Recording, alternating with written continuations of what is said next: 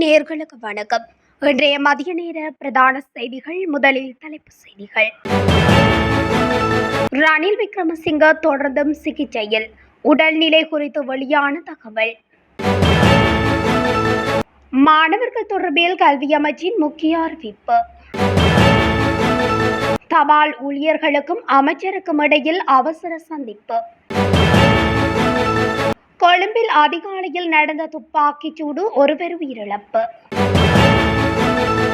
வானிலையில் மாற்றம், இடியுடன் கொட்டப்போகும் மழை. ரணிலுக்கு ஆதரவு தெரிவித்துள்ள சந்திரிகா அம்மையார். தீவிரமடையும் ரணிலின் உடல்நிலை, வெளிநாடு கொண்டு செல்ல அவசர ஆலோசனை. அனுராதபுரம் புதையல் தோண்டல் வழக்கு பிரதி காவல்துறை மா அதிபரும் கைது செய்யப்பட வாய்ப்பு. தொடர்பான விரிவான செய்திகள். முன்னாள் ஜனாதிபதி ரணில் விக்ரமசிங்கவுக்கு தொடர்ந்தும் கொழும்பு தேசிய மருத்துவமனையில் சிகிச்சை அளிக்கப்பட்டு வருவதாக தெரிவிக்கப்படுகிறது. நேற்று முன்தினம் கைது செய்யப்பட்டிருந்த அவர் விளக்கமறியலில் அனுப்பப்பட்ட நிலையில் நோய் நிலைமை காரணமாக சிறைச்சாலை மருத்துவமனையில் அனுமதிக்கப்பட்டு தேசிய மருத்துவமனைக்கு மாற்றப்பட்டு அங்கு 24 மணித்தியால கண்காணிப்பில் அதிதீவிர சிகிச்சை பிரிவில் அனுமதிக்கப்பட்டிருந்தார். இந்த நிலையில் முன்னாள் ஜனாதிபதி ரணில் விக்ரமசிங்கவின் உடல்நிலை சீராக இருப்பதாகவும் தற்பொழுது கொழும்பு தேசிய மருத்துவமனை தகவல்கள் உறுதிப்படுத்தியுள்ளது. கொழும்பு தேசிய மருத்துவமனையின் பிரதிப்படிப்பாளர் வைத்தியர் பிரதீப் விஜயசிங்க ஆங்கில ஊடகம் ஒன்றுக்கு வழங்கிய நேர்காணலில் இதனை தெரிவித்துள்ளார். வயது காரணமாக அவரது இரத்த அழுத்தம் சற்று அதிகமாக உள்ளது. ஆனால் முன்னெச்சரிக்கை நடவடிக்கையாக மட்டுமே அவரை அவசர சிகிச்சை பிரிவுக்கு மாற்றியுள்ளோம் என்று அவர் குறிப்பிட்டுள்ளார். மேலும் முன்னாள் ஜனாதிபதி ரணில் விக்ரமசிங்க ஆபத்தான நிலையில் இல்லை என்றும் வைத்தியர் பிரதீப் விஜயசிங்க சுட்டிக்காட்டியுள்ளார். சிறைச்சாலை மருத்துவமனையில் சிறப்பு சிகிச்சை கிடைக்காததன் அவசியத்தை சுட்டிக்காட்டிய மருத்துவ மதிப்பீடுகளை தொடர்ந்து ரணில் விக்ரமசிங்க தேசிய மருத்துவமனைக்கு மாற்றப்பட்டுள்ளார். ரணில் விக்ரமசிங்க குற்றப்புலனாய்வு அதிகாரிகளால் கைது செய்யப்பட்டு நீதிமன்றத்தால் விளக்கமறியலில் வைக்கப்பட்ட நிலையில் நேற்று முன்தினம் அவர் முதலில் சிறைச்சாலை மருத்துவமனையில் அனுமதிக்கப்பட்டுள்ளார். அனைத்து பாடசாலைகளிலும் மாணவர்களுக்கு தினசரி உடல் தகுதி திட்டங்களை அறிமுகப்படுத்த கல்வி அமைச்சு முடிவு செய்துள்ளது. பிரதமர் ஹரணி அமரசூரிய தலைமையில் விளையாட்டுத்துறை அமைச்சின் அதிகாரிகளுடனான சந்திப்பில் இந்த முடிவு குறித்து கலந்துரையாடப்பட்டதாக கல்வி பிரதி அமைச்சர் மதுர சினவரத்ன தெரிவித்துள்ளார். பாடசாலை மாணவர்களிடையே தொற்றா நோய்கள் அதிகரித்து வருவதை கருத்தில் கொண்டு இந்த முயற்சி எடுக்கப்பட்டுள்ளது. விளையாட்டு அமைச்சுக்கு கல்வி அமைச்சுக்கும் இடையில் கூட்டுக்குழுவை நிறுவுவதற்கும் கூட்டத்தில் ஒரு உடன்பாடு எட்டப்பட்டதாக பிரதி அமைச்சர் சினவரத்ன மேலும் குறிப்பிட்டுள்ளார். பாடசாலை விளையாட்டு சங்கங்கள் மற்றும் தேசிய விளையாட்டு அமைப்புகளுக்கு இடையே இந்த குழு ஒருங்கிணைந்து செயல்படும். பயிற்சியாளர்களுக்கான வெற்றிடங்களை நிவர்த்தி செய்யும் மற்றும் சிறுவர்களுக்கான விளையாட்டுகளில் தொடர்ச்சியை உறுதி செய்யும் எனவும் சுட்டிக்காட்டப்பட்டுள்ளது.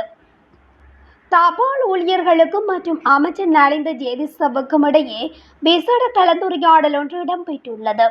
குறித்த கலந்துரையாடல் இன்று இடம்பெறவுள்ளதாக தெரிவிக்கப்படுகிறது. இதற்காக போராட்டத்தில் ஈடுபட்டுள்ள அனைத்து தபால் தொழிற்சங்கங்களின் பிரதிநிதிகளும் அழைக்கப்பட்டுள்ளதாக தெரிவிக்கப்படுகின்றது. தொலைத்தொடர்பு அதிகாரிகள் சங்கம் மற்றும் ஒன்றிணைந்த தபால் தொழிற்சங்கங்கள் உட்பட பல தொழிற்சங்கங்கள் 19 கோரிக்கைகளை முன்வைத்து கடந்த 17ஆம் தேதி ஆரம்பிக்கப்பட்ட இந்த வேலை நிறுத்தம் இன்று 7வது நாளாகவும் தொடர்கின்றது. வேலை நிறுத்தம் தொடங்கியதை அடுத்து நாடு முழுவதும் உள்ள தபால் அலுவலகங்களில் தபால் சேவைகள் பாதிக்கப்பட்டுள்ளதுடன் தபால் சேவைகளை பெற வந்த மக்கள் பெரும் சிரமங்களை எதிர்கொண்டுள்ளனர். இருப்பினும் இந்த விடயம் குறித்து அமைச்சருடன் கலந்துரையாட தயாராக இருப்பதாக ஒன்றிணைந்த அஞ்சல் தொழிற்சங்க முன்னணியின் இணை அமைப்பாளர் சேந்தக பண்டார தெரிவித்துள்ளார். இதற்கிடையில் வேலை நிறுத்தத்தில் ஈடுபட்டிருந்த பல உறுப்பினர்கள் தற்போது சேவை நடவடிக்கைகளில் பங்கேற்றுள்ளதால் நாளைக்குள் தபால் சேவைகளை வழக்கம் போல் மேற்கொள்ள முடியும் என்று இலங்கை தபால் சேவைகள் சங்கத்தின் தலைவர் ஜெகத் மஹிந்த தெரிவித்துள்ளமை குறிப்பிடத்தக்கது. பொரலஸ்கமுவ மாலினி புலாட் சிங்கள மாவட்டத்தில் இன்று அதிகாலை நடந்த துப்பாக்கிச் சூட்டு சம்பவத்தில் இளைஞர் ஒருவர் உயிரிழந்துள்ளார். இன்று அதிகாலை 12:30 மணியளவில் இந்த துப்பாக்கிச் சூடு நடந்ததாக போலீசார் தெரிவித்தனர். இந்த சம்பவத்தில் மற்றொருவர் காயமடைந்து மருத்துவமனையில் அனுமதிக்கப்பட்டுள்ளார். துப்பாக்கிச் சூட்டில் இறந்தவர் கல்கிசையைச் சேர்ந்த 25 வயதுடைய கிகான் துலான் பெரேரா என்ற இளைஞர் என தெரிவிக்கப்படுகிறது. பரலஸ்கமுவ பகுதியில் இசை நிகழ்ச்சியை பார்த்துவிட்டு உயிரிழந்த இளைஞர் உட்பட 9 பேர் சாலையில் நடந்து சென்று கொண்டிருந்த போது முச்சக்கர வண்டியில் வந்த ஒருவர் துப்பாக்கிச் சூடு நடத்தியதாக போலீஸ் விசாரணையில் தெரிய வந்துள்ளது. இசை நிகழ்ச்சியின் போது ஏற்பட்ட வாக்குவாதத்தின் விளைவாகவே துப்பாக்கிச் சூடு நடந்திருக்கலாம் என்று போலீசார் சந்தேகிக்கின்றனர். இதுவரை நடத்தப்பட்ட விசாரணைகளில் இரு தரப்பினரும் ஒரு ஒழுங்கமைக்கப்பட்ட கும்பலைச் சேர்ந்தவர்கள் என்பது தெரிய வந்துள்ளதாகவும் போலீஸ் ஊடக பேச்சாளர் உதவி போலீஸ் கண்காணிப்பாளர் உதயகுமார புல்லர் குறிப்பிட்டுள்ளார். மேல் மற்றும் சப்ரகமுவ மாகாணங்களிலும் கண்டி, நுவரெலியா, காலி மற்றும் மாத்தறை மாவட்டங்களிலும் சிறிதளவான மழை பெய்யக்கூடிய சாத்தியம் காணப்படுகின்றது. குறித்த விடயம் இன்று வெளியிடப்பட்டுள்ள திணைக்களத்தினால் அறிக்கையில் கூறப்பட்டுள்ளது. ஊவா மாகாணத்திலும் அம்பாறை மற்றும் மட்டக்களப்பு மாவட்டங்களிலும் சில இடங்களில் பிற்பகல் 2 மணிக்கு பின்னர் மழையோ அல்லது இடியுடன் கூடிய மழையோ பெய்யக்கூடிய சாத்தியம் காணப்படுகின்றது. நாட்டின் ஏனைய பகுதிகளில் பிரதானமாக சீரான வானிலை நிலவும். இடியுடன் கூடிய மழை பெய்யும் வேளைகளில் மின்னல் தாக்கங்களினாலும் பலத்த காற்றினாலும் ஏற்படக்கூடிய பாதிப்புகளை குறைத்துக் கொள்ள தேவையான முன்னெச்சரிக்கை நடவடிக்கைகளை எடுத்துக் கொள்ளுமாறு பொதுமக்கள் அறிவுறுத்தப்படுகின்றார்கள். விசாரணை கிட்டத்தட்ட முடிவடைந்த நிலையில் முன்னாள் ஜனாதிபதி ரணில் விக்ரமசிங்க கைது செய்யப்பட்டதை சுற்றியுள்ள குறிப்பிட்ட சூழ்நிலைகள் நமது நாட்டின் அடிப்படை ஜனநாயக வலிமை குறித்து கடுமையான கவலையை எழுப்புகின்றன. நமது ஜனநாயக விழுமியங்களின் சாராம்சத்தின் மீது திட்டமிட்டு நடத்தப்பட்ட தாக்குதலை நாம் காண்கின்றோம். இதன் விளைவுகள் ஒரு தனிநபரின் அல்லது எந்தவொரு அரசியல் குழுவின் தலைவிதியையும் தாண்டி சென்று நமது சமூகத்தின் ஒட்டுமொத்த உரிமைகளுக்கும் ஆபத்தை விளைவிக்கும். அனைத்து அரசியல் தலைவர்களும் எதிர்க்க வேண்டிய கடமையுள்ள இந்த முயற்சிகளுக்கு எனது முழுமையான எதிர்ப்பை வெளிப்படுத்துவதில் நான் முழு மனதுடன் இணைகின்றேன் என்று அவர் தெரிவித்துள்ளார். முன்னாள் ஜனாதிபதி ரணில் விக்ரமசிங்கவுக்கு உயர் இரத்த அழுத்தம் சீராகாத நிலையில் நீதிமன்ற அனுமதியுடன் நேற்றைய தினம் அவரை சிங்கப்பூர் கொண்டு செல்லுமாறு ஐக்கிய தேசிய கட்சியினர் ஆலோசனை வழங்கியுள்ளதாகவும் தகவல்கள் வெளியாகியுள்ளன.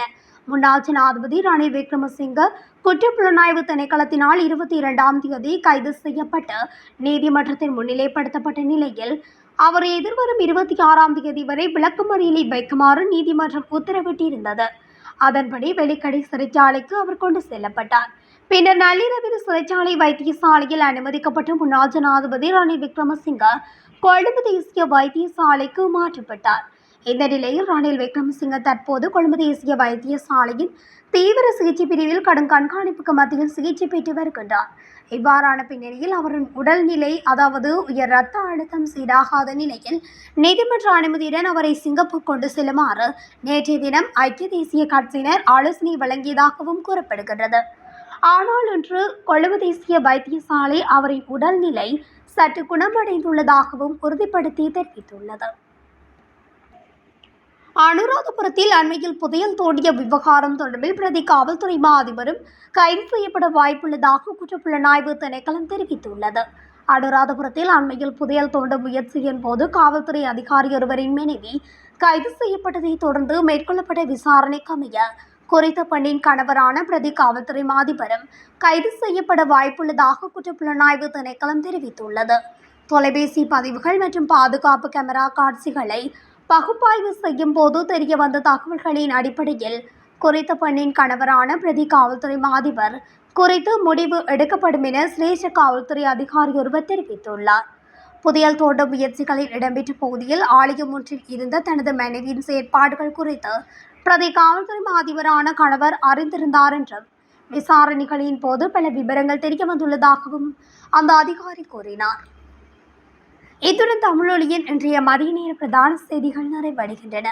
தொடர்ச்சியாக செய்திகளை அறிந்து கொள்ள தமிழொலி ஊடகத்துடன் இணைந்திருங்கள். நன்றி, வணக்கம்.